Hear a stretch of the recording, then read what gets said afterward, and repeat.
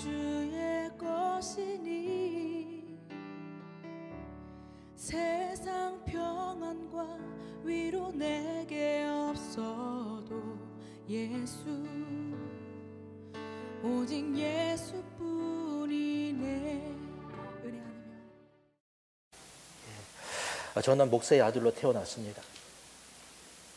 그런데 주님을 모르고 오랫동안 살았죠. 열심히 나라는 대로 좀 멋있게 살아보려고 저희 아버님이 저에게 베풀어 주지 못했던 그런 것들, 메이스에 가가지고서 옷도 사고 싶었고요, 또 파티도 가고 싶었고 그랬는데 그렇게 잘 못 살았습니다. 그래서 나는 좀 잘 살아보겠다. 그래서 아무튼 뭐 나 나름대로 열심히 해서 노력하면 잘 살 수 있을 거라고 그렇게 생각하고, 제가 22살 때 캘리포니아에서 엔지니어로 일할 때에 가끔 저희 아버님이 감리교 목사님이시니까 미국 연합감리교에 가끔 다녔습니다. 한 번은 일하면서 제가 그 스탠포드 대학원에서 잠깐 클래스를 몇 개 택하느라고 갔다가, 제가 14살 때 미국 처음 왔었을 때에 알던 친구가 그곳에 와서 박사학위를 하고 있더라고요. 옛날에 늘 둘이서 열심히 놀았는데 그 녀석이 스탠포드에서 기계과 박사학위를 공부하고 있는 것이었습니다. 놀랐죠. 그 친구는 그냥 몇 번 이야기를 나눈 지 얼마 되지도 않았는데 저에게 교회 다니냐고 이렇게 묻더라고요. 자기 교회가 좋다고 그러면서 이름을 가르쳐 주었습니다. 산호세 한인중앙교회, 이렇게 성결교회인데 김태구 목사님, 그러면서 그 교회에 나오라고. 그러면서 시간은 가고 그 친구는 졸업을 하고 떠났습니다. 저희 회사가 이제 남쪽 한 IBM 있는 그쪽으로 이제 30분 이사를 갔기 때문에 그 교회 가는 것이 이제 거리가 멀어진 거예요. 가끔 가던 사람이 이제 거리까지 멀어졌기 때문에 교회를 가지 않게 되었습니다. 그러는 와중에 제 마음속에 그 친구가 말해 주었던 그 교회에 한번 나가보라는 그런 마음을 갖게 되었습니다. 옛날에는 이제 뭐 셀폰이 없었기 때문에 전화번호 책을 뒤져서 주소를 알아내고 예배 시간을 알고 주일 예배에 갔어요. 한 11시 예배였기 때문에 조금 일찍 갔죠. 100여 명 정도 나오는 큰 교회는 아니었는데, 제가 교회에 도착하자마자 저를 먼저 맞이해 주시는 분이 계셨습니다. 휠체어를 타시고 이렇게 저를 맞이해 주셨는데, 얼굴은 달덩어리처럼 아주 굉장히 크신 분이에요. 다리는 뭐 소아마비가 짧죠. 휠체어에 앉아 있죠. 그러면서 저를 반겨주시는데 그 얼굴에 그 빛났던 그 웃음이 저를 조금 감동을 했습니다. 저에게 늘 설교 카세트 테이프를 갖다 주시고 그냥 늘 이렇게 갖다 주셨습니다. 그 다음에 기독교 책자들, 전도지, 간증집, 아무튼 수없이 갖다 주셨어요. 죄송하지만 저는 한 번도 그것을 들어보고 본 적이 없습니다. 교회도 매번 가지 않았습니다. 다 갖다 버렸죠. 이런 거 읽을 시간이 어디 있습니까? 근데 저도 모르게 조금씩 변해가고 있었어요. 그러다가 1년이 지난 어느 날 어떤 분이 저에게 근방에 있는 교회에 부흥회가 있으니까 같이 가자고. 저는 그때 담배도 피웠거든요. 술도 마셨거든요. 뭐 저번 주에 얘기했지만은 또 춤도 추러 다니고 그랬습니다. 근데 저도 모르게 가겠다고 이렇게 말을 하고, 그날 아침부터 저는 담배를 그래도 피지 아니하고 샤워를 깨끗이 하고 그리고 교회를 갔습니다. 마지막에 제가 이렇게 나오면 기도해 주겠다고 앞에 섰는데, 뭐 다 아시는 얘기지만 저를 바라보시는 그 부흥사가 저를 바라보더니 아마 영어를 더 잘할 거라고 생각을 했는지 영어로 surrender yourself, 하나님께 항복하라 이렇게 말을 하면서 손바닥으로 저 이마를 치시면서 담배 끊으라고 그랬습니다.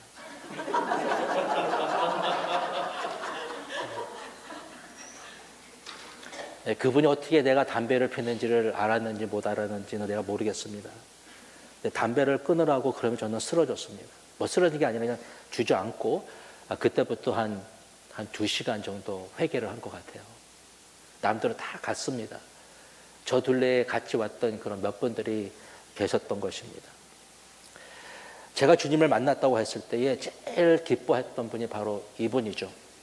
저는 그분을 잊을 수가 없습니다. 왜냐하면 그분이 나중에 저에게 말해 주셨는데, 제가 교회에 처음 온 날부터 하루도 빠지지 아니하고 제가 주님을 만나게 해달라고 기도를 해 주었다는 것입니다. 제가 주님을 만난 것은 우연이 아닙니다. 저희 할머니가 엄청 기도를 하셨지만, 그러나 저를 위해서 끊임없이 기도해 주셨던 그 집사님이 계셨기 때문에 저는 거듭을 나게 된 것입니다. 한 사람이 예수님을 알게 되는 것은, 신앙을 갖고 성장하게 되는 것은 여러 과정이 있죠. 가지각색이지만 어떤 경우에는요, 하나님께서 주권적으로 역사하셔서 거듭나기도 합니다. 그러나 보통은 어디서 누군가 기도를 해주고 사랑으로 섬겨주고 베풀어주고 말씀을 전해주어서 예수님을 만나게 되는 것입니다. 옛날 조선말 1885년 미국의 선교사 언더도와 아펜셀러가 조선 땅을 밟았을 때 한국이 형편없었죠. 너무나 가엾고 가난한 그 땅을 보면서 이런 기도문을 썼습니다. 하나님, 우리는 하나님이 우리를 불러주셔서 가난한 땅으로 왔습니다. 어떻게 태평양을 건너 왔는지 기적입니다. 지금은 아무것도 보이지 않습니다. 예배당도 학교도 병원도 아무것도 없습니다. 다만 경계의 의심과 멸시와 천대로 가득하지만 머지않아 은총의 땅이 될 것을 믿습니다. 저희의 믿음을 붙잡아 주십시오. 그렇게 그들이 글을 쓰고 기도한 결과 한국은 그들의 기도처럼 학교와 교회와 병원이 넘쳐나는 그런 풍요한 은총의 땅이 되었다라는 것입니다. 어떤 소식을 전해주기는 어떨 때는 굉장히 어렵죠. 미성이와 저는 그동안 암이 어떻게 되고 있는지 석 달에 한 번, 넉 달에 한 번, 6달에 한 번, 어떨 때는 잠시 동안 1년에 한 번 검사를 하러 가기 위해서 병원을 찾아갔습니다. 의사가 검사 결과를 말해주려고 들어오는 의사의 얼굴만 봐도, 그 의사의 얼굴만 봐도 결과를 알 수가 있었습니다. 암이 생겼다고 전해주려고 들어오는 그때의 그 의사의 모습과 암이 없다라고 말해주려고 들어오는 그 의사의 모습은 같지 않습니다. 아무리 프로페셔널리 의사가 여러 사람에게 그런 얘기를 해 주어서 그것을 숨기려고 해도 얼굴에 나타나는 것입니다. 우리가 합격했습니다. 붙었습니다. 잘 되었습니다.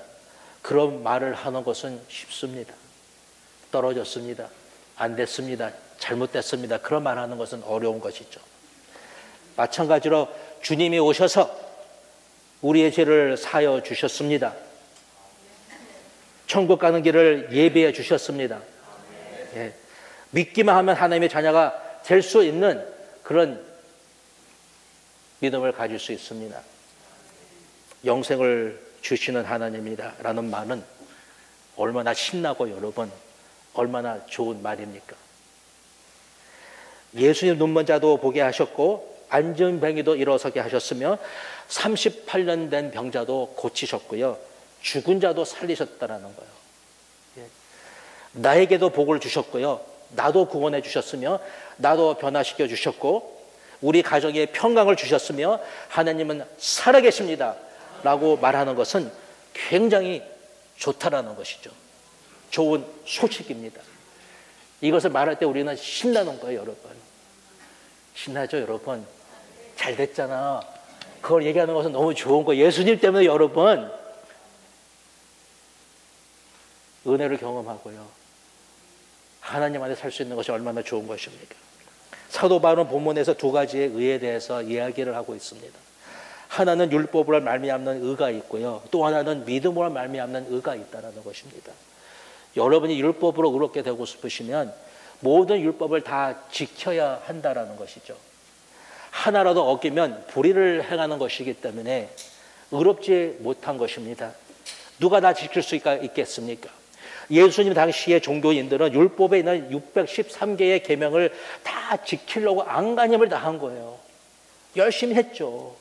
지키려고 노력을 했습니다. 불안했습니다. 혹시나 하나를 어겼을까 봐 늘 불안했던 것입니다. 그런데 하나님의 방법은 그런 것이 아니었잖아요.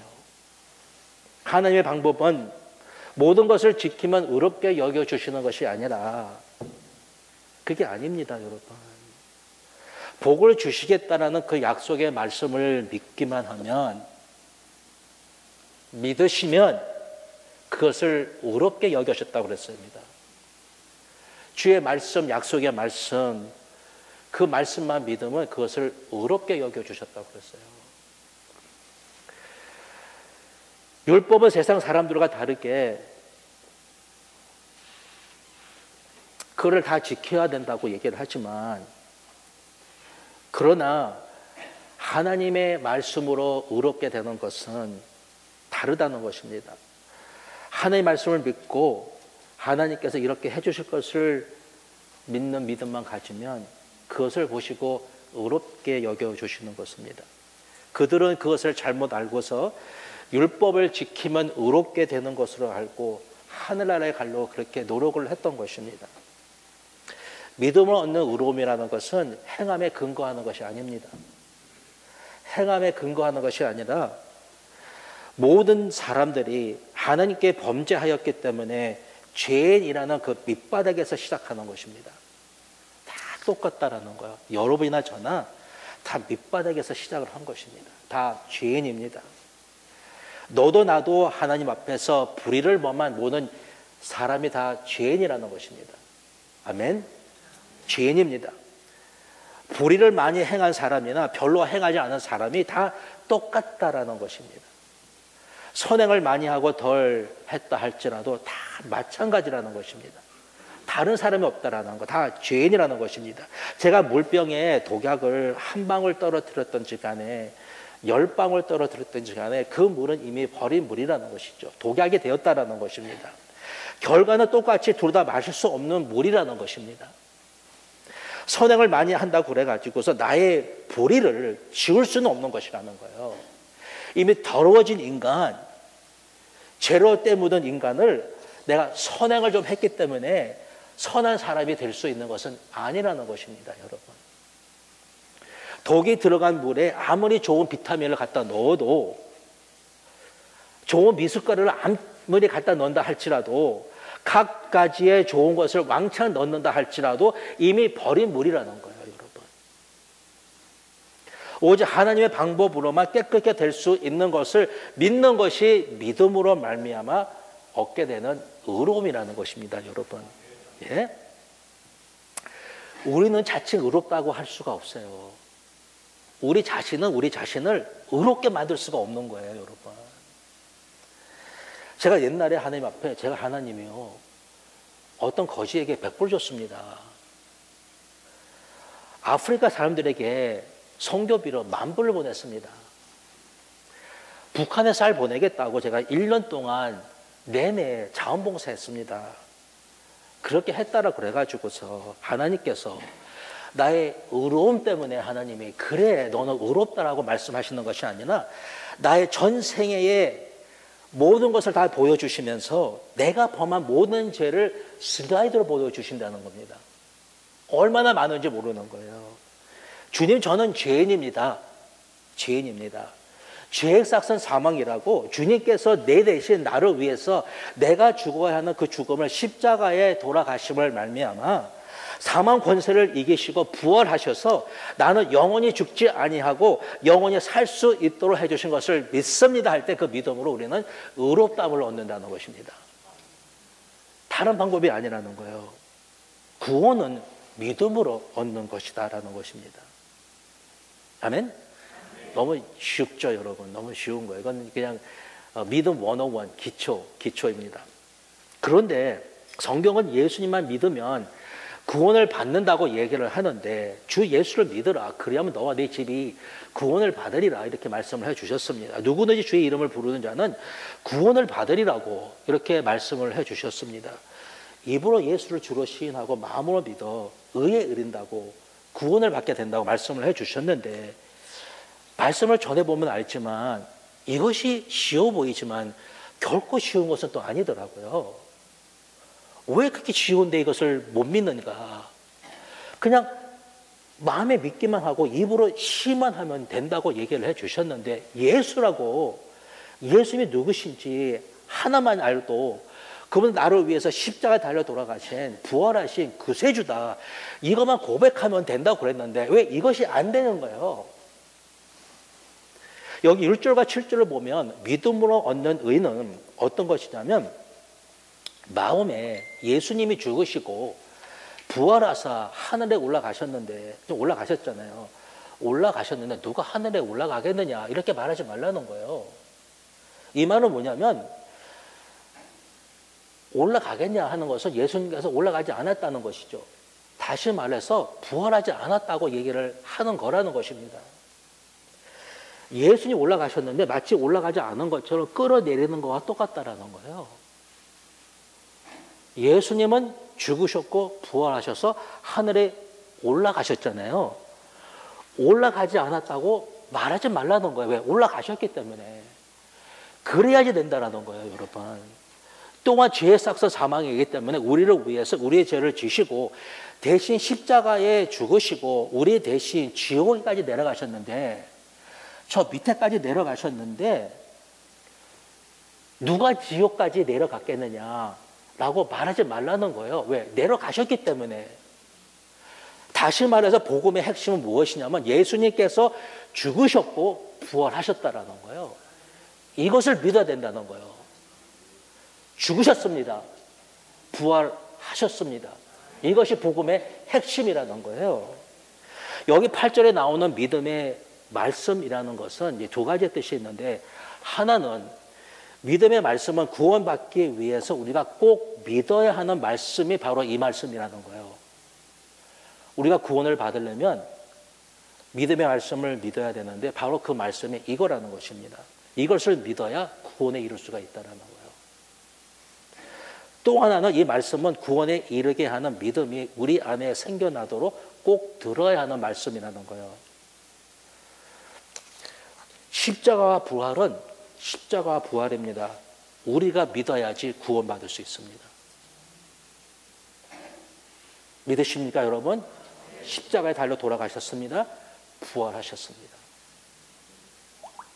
그러나 여러분, 십자가와 부활을 들려주고 말해주어야지, 이것을 들려줘야 된다는 거예요. 이것을 들어야 한다는 거예요.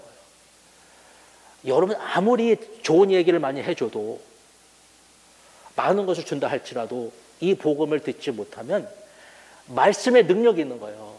여러분이 아닙니다. 그 말씀의 능력이 있어서 듣는 사람으로 하여금 그 안에 믿음이 생기게 하는 거예요. 이것을 들려줘야 되는 거예요. 이 말씀을 들어야지만 그 사람 안에 믿음이, 구원에 이를 수 있는 믿음이 생긴다는 것입니다. 그래서 전해야 하고, 그래야지 들어야지, 그래야지 믿을 수 있고, 믿어야지 부를 수 있고, 불러야지 구원을 받을 수 있기 때문에 전하는 사람이 있어야 된다는 거예요. 여러분이, 제가 전해야 한다는 것입니다. 어떤 사람은 복음을 전해 주어도 접수가 안 되죠. 이게 무슨 소리인가? 도무지 알 수가 없는 거예요. 무슨 이야기를 하는지. 그런 거 느끼셨죠? 무슨 뭐 벽에다가 무슨 뭐 공을 던지는 것처럼 그냥 거부하잖아요. 들어가지가 않습니다. 그런데 여러분, 복음에 이렇게 저렇게, 이 사람이 또한 저 사람이 이런 방법으로 저런 방법으로 자꾸 들려주다 보면, 이렇게 저렇게 이 사람이 저 사람이 이때 저때 아무튼 간에 하다 보면 언제인지는 모르지만 그 들은 믿음의 말씀이야, 말씀. 복음이 예수 그리스도의 인생을 종합해서 말하는 아주 핵심적인 그 두 가지가 십자가와 부활이, 보니까요, 그 말씀이 가까이 와 있다라는 거예요. 어디에? 그 사람의 입에, 그 사람의 마음에 있다라는 거예요. 언제 왔는지 누가 알겠어요? 늘 튀겨나갔는데 그 말씀이 가까이 와 있다라는 거예요. 보니까 어디에? 그 사람의 마음에, 그 사람의 입에 있다라는 거예요. 입에 있는 말씀을 밖으로 내기만 하면 된다라는 거예요.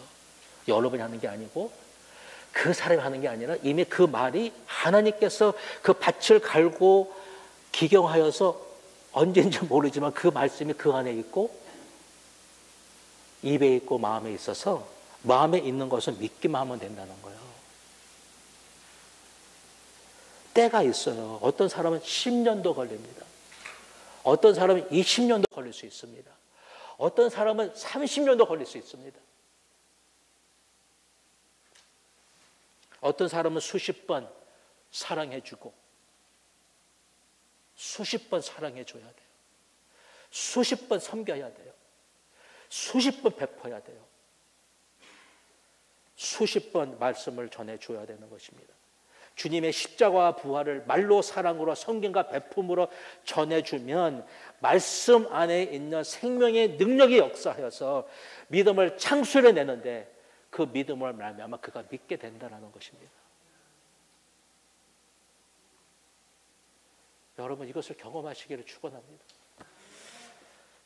이것을 여러분이 알면 듣는 이로 하여금 믿게 되는 그 하나님의 말씀의 역사가 성령의 역사가 여러분의 눈앞에 보여지기를 축원합니다. 누구든지 사랑으로 배불게 하면 된다는 거. 사랑으로 배만 불면 되게 한다는 거. 베푸시고 주고 나누고 주고 섬기고 그래서 그 사람이 사랑으로 배가 불러지면 말씀으로 여러분 열매를 맺게 될 거예요.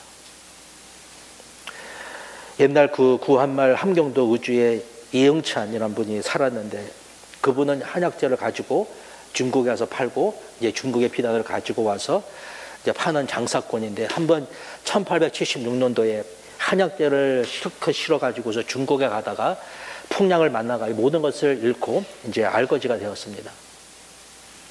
그래서 만주를 또 돌아다니면서 이제 살다가 이 로스라는 선교사를 만났다고 그러잖아요.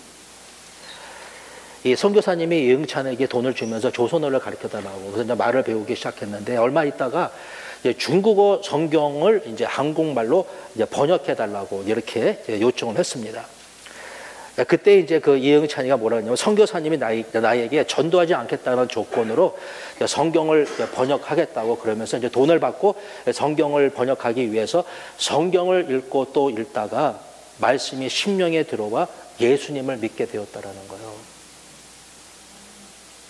여러분 말씀을 읽으면요 믿음이 생겨요. 내가 이것을 믿어야지 하는 건데 내가 이것을 믿어야지 이것을 내가 통과할 수가 있는 것인데 내가 이것을 믿어야지 저기가 보이는 것인데 이것을 믿지 못하기 때문에 내가 나아갈 수 없는 것입니다. 말씀을 보시면 눈이 열려요. 믿음이 생기는 거예요. 여러분이 이 성경을 여러분이 읽어야 되지만 내 안에 있는 성경은 하나님께서 읽어주신다고 성경을 읽으면 하나님께서 말씀하신다라는 거예요. 말씀을 앞에 펴놓기를 축원합니다. 여러분 헛된 시간이 아닙니다. 이분이 예수님을 믿고 3년 후에 세례를 받고 한국인으로서 최초의 세례 교인이 되고 최초의 한글 성경을 번역한 사람이 되었잖아요.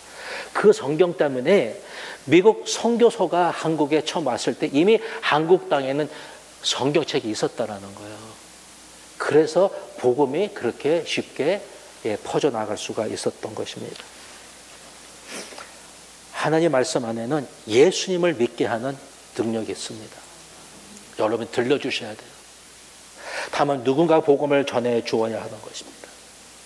아름답도다 주님의 그 좋은 소식을 전하는 사람의 그 발이 아름답다 그랬습니다. 여러분의 발은 어디 갑니까? 어디를 향하고 있습니까? 하나님 보시기에 최고로 아름다운 것은 복음을 전하기 위해서 움직이는 움직임입니다. 우리 어린아이들이 주일날 헌금을 하는데 때때로 이집트에서 선교하시는 이 피어슨 가족을 위해서 아이들이 헌금을 드립니다. 다 합쳐봤자 10불, 20불밖에 안 돼요. 그러나 멀리서 복음을 전하는 일을 위해서 아이들이 갖고 나오는 그 얼마들이나 1불? 그 갖고 나오는 그 발이 아름답다라는 거예요.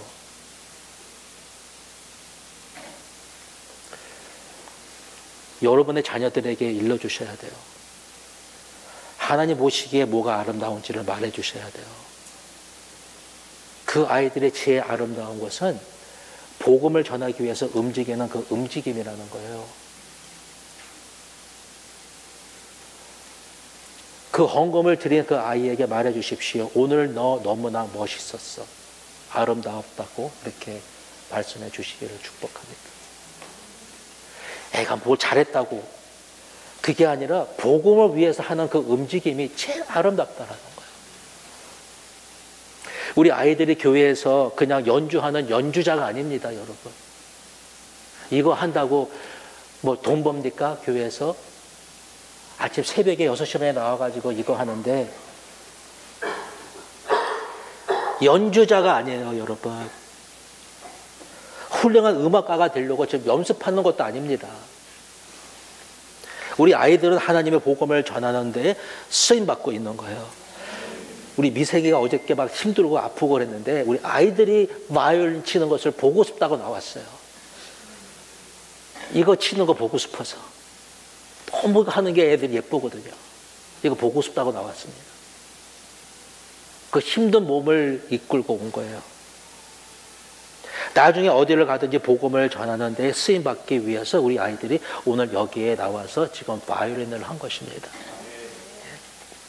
우리가 교회에 나오는 목적은, 여러분 여기에 와 있는 목적은 복을 받고 복 받으세요. 복을 받고 인생의 어려움을 해결하는 것을 넘어서야 됩니다. 복음을 전하기 위해서 여기 오셨습니다. 우리의 성경과 봉사와 헌신과 찬양과 기도가 복음 전파에 초점이 맞춰진다면 우리가 기도할 때에 우리 것만 기도하는 것이 아니라 선교사님과 세계 복음 전파하는 것과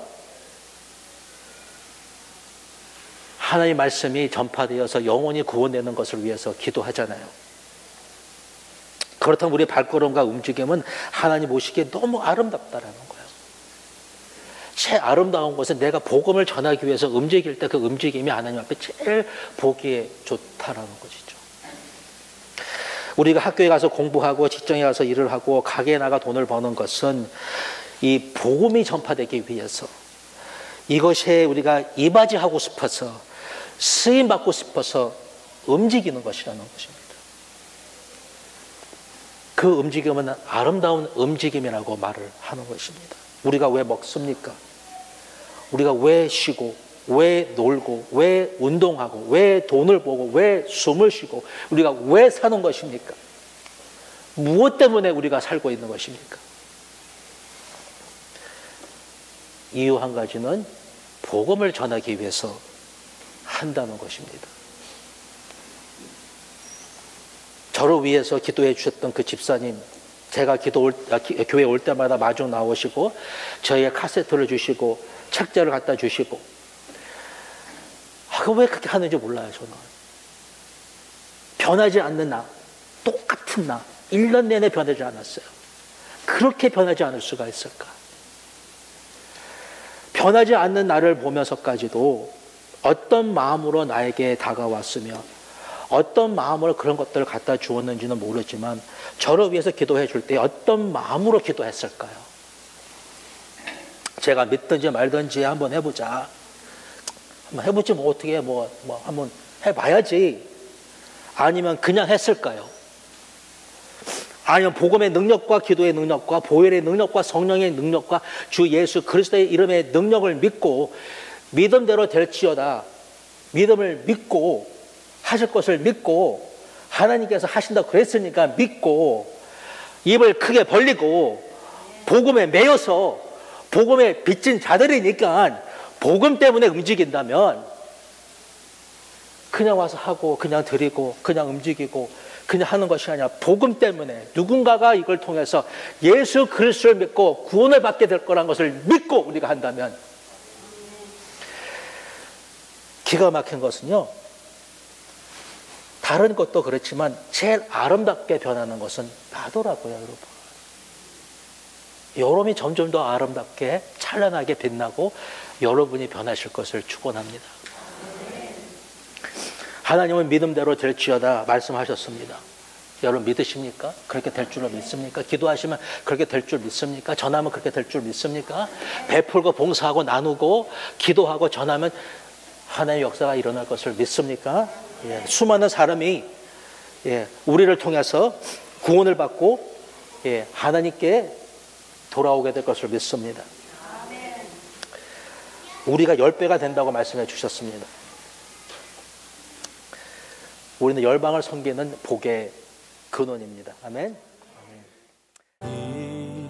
이곳에 생명샘 솟아나 눈물 골짝 지나갈 때에